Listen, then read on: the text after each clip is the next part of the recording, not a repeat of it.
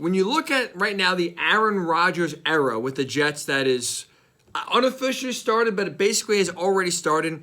To me, it's giving off major Kevin Durant, Kyrie Irving, Brooklyn Nets vibes, which is this.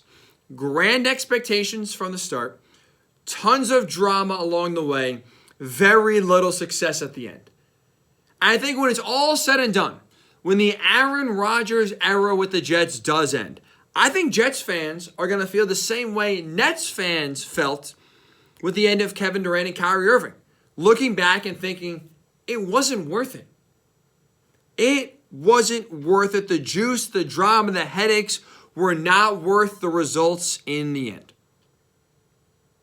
Let's start with grand expectations. For Aaron Rodgers going to the Jets, it's Super Bowl or bust. This is the guy who, as soon as he officially signs his name on the dotted line to agree to play for the New York Jets, he will instantly become the most talented quarterback the Jets have ever had. He's better than Joe Namath.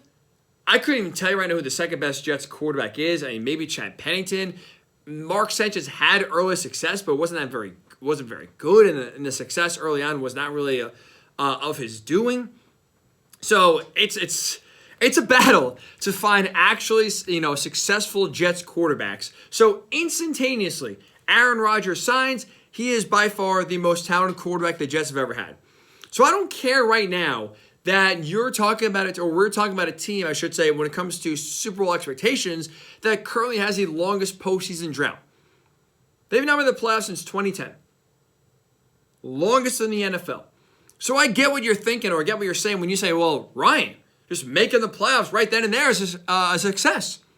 No, it's not. Aaron Rodgers going to the Jets, making the playoffs, winning a playoff game, that's not a success in and of itself.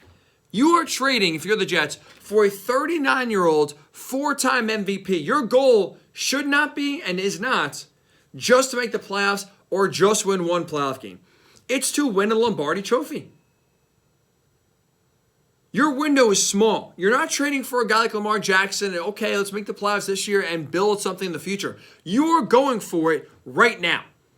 All your chips are in the middle with Aaron Rodgers for this year.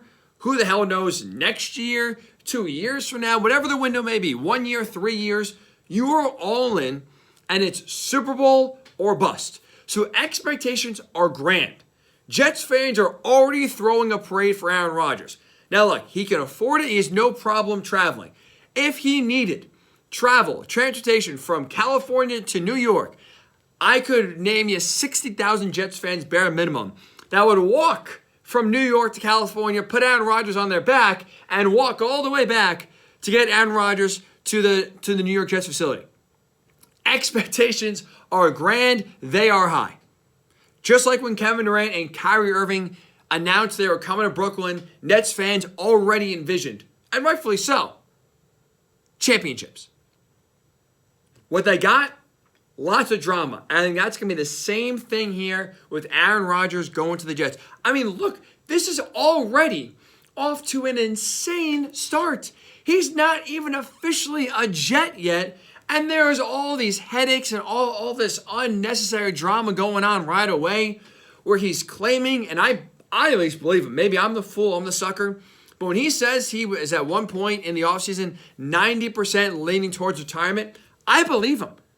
So if you're the Jets, you're now acquiring a guy that is going to play this year, but at one point was 3/4 of the way to retirement. I can't even say 1 foot in the grave, if you will. He basically had 1 foot and 9 toes in the grave before deciding to come play in 2023. So this is a guy that will play in 2023, but is he going to play in 2024? Is he going to play in 2025? Is he all in to even play in 2023? Who the hell knows? Doesn't really seem like it. So already you're trading for a guy that seemingly is not all in, and every year his future is going to be a question, which means Jets fans, just like Packers fans endured the last 3 years of, well, is Aaron Rodgers going to come back? Is he going to retire? What's his future going to be? And it's not like those questions were answered in the span of a day once the season ended. They continued and lingered for months. Months before Aaron Rodgers told them, I'm back, I'm playing. Or in this case, I'm leaving, I'm going to the Jets. So Jets fans, buckle up. It's great that you heard on Pat McAfee show this week that he intends to play for the Jets. But every offseason, prepare yourself to be in agony of wondering if Aaron Rodgers is going to return, if he's going to play, if he wants a trade, if he's going to retire. It's going to be never ending until the day he actually does hang it up. And it's going to be Brett Favre-esque. That is without a doubt going to happen. So that's where the drama is going to be, just in the fact of will Aaron Rodgers play each and every season. That's going to be a massive question. Not to mention now, you have reports, which I believe, from Dan Orsini, that Aaron Rodgers is making a wish list and Aaron Rodgers is demanding this player and that player. This is a guy who wants familiarity. He wants to be around people he likes, and if you're in his inner circle, you're good. If you're not, he doesn't really want to talk to you. And there's a reason why last year it took almost forever, and you can make the argument never actually happened, for Aaron Rodgers and his young wide receivers like Christian Watkins and Romeo Doubs to get on the same page. They really struggled with continuity. It took them forever to kind of get on the same page as Aaron Rodgers. Even look at other receivers he had success with. Allen Lazard. Really only this year, maybe last year a little bit, you could say they developed a really strong rapport between Rodgers and Lazard. That took 3 or 4 years to develop. Devontae Adams, who easily, you could argue, had the best connection, the most unguardable connection between a quarterback and receiver that we have seen in the NFL in recent time. That took 3 years. That took a very long time for Devontae Adams and Aaron Rodgers to finally click and get to the point where they are, again, on the same page and basically thinking like the other. And when you don't kind of get on Aaron Rodgers' good side right away, he tends to not be shy in calling you out. Remember last year on Pat McAfee show, is about halfway through the year, he's talking about cutting reps for players, benching them. He's talking about benching his own guys, his own receivers. So it's not drama about if he's going to play. There's drama about who is playing next to Aaron Rodgers. He already has a wish list now where he wants Allen Lazard, and the Jets signed him. He wants Randall Cobb, scrub. He wants Mercedes Lewis, washed up.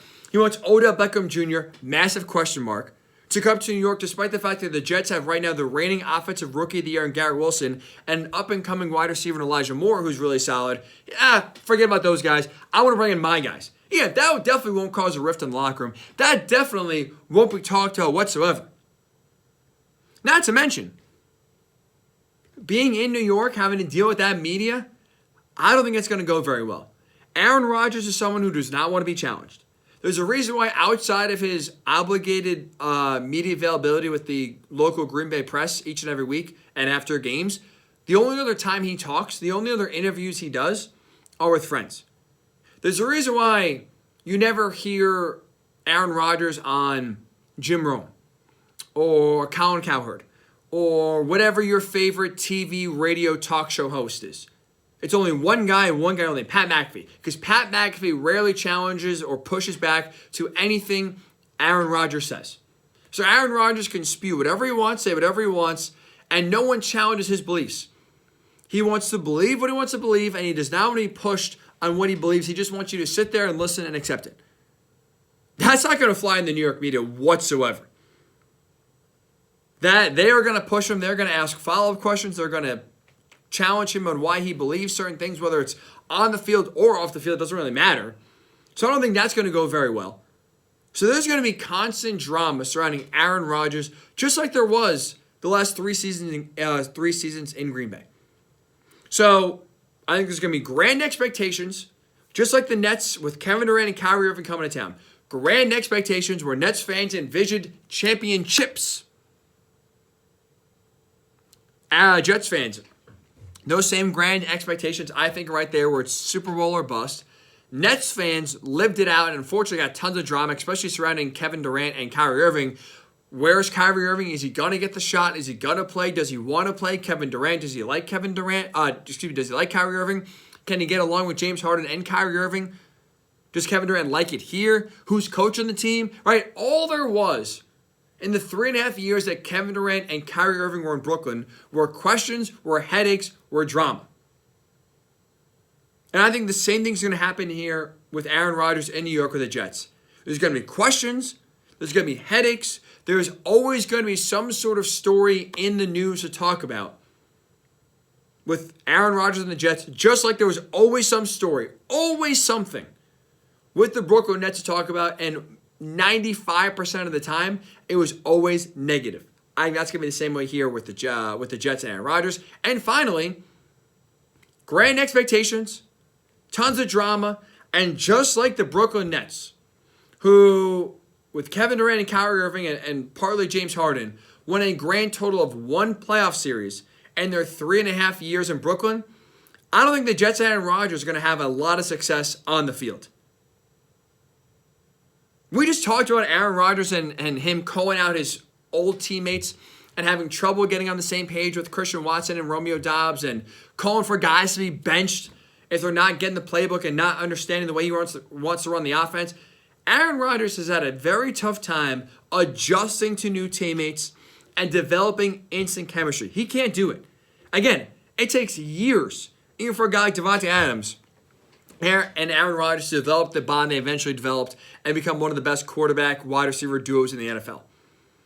So I don't think him coming to New York here, he's going to hit the ground running with his brand new teammates, brand new team, even though it's still the offense he's going to run most likely the same with Nathaniel Hackett. It's still a sort of a new offense, and whether he's learning something new, his teammates learning something new, I don't think this is going to be, instant oatmeal, where it just comes in and boom, right away it's ready to go. I don't think so. I think it's going to take a very long time, and for me, year one's going to be a wash. They'll be a playoff team. I think they'll be good enough to make the playoffs. When it comes to making any noise, I don't think they'll be making any noise. So I think to me, year one's a wash. Year two, can you win a playoff game? Maybe. The AFC is really tough, really deep, but if you get there as a wild card, could there be a vulnerable 4 seed? Can you win maybe the division and get an easier home game opponent? Okay. I think Aaron Rodgers, when it's all said and done in, let's say, 2 years, could win 1 playoff game. But if we're talking about Aaron Rodgers' New York Jets career in 2 years, 3 years from now, as winning 1 playoff game, is that a success? I don't think so.